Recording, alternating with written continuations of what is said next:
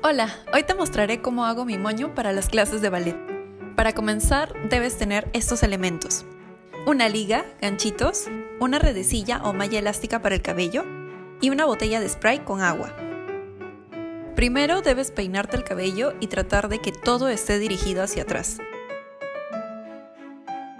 Puedes echarte agua para que sea más sencillo peinarlo.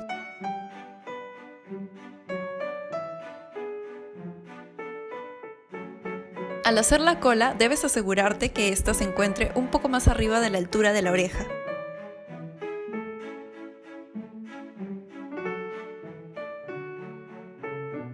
Luego enroscas tu cabello en espiral y lo aseguras con ganchitos.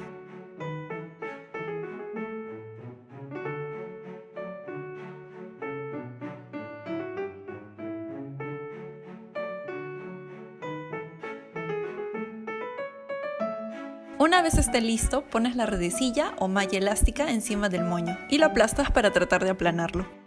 Esto es para que no te interrumpa en los ejercicios de piso. Si tienes mechas rebeldes como yo, usa los ganchitos para mantenerlo en orden.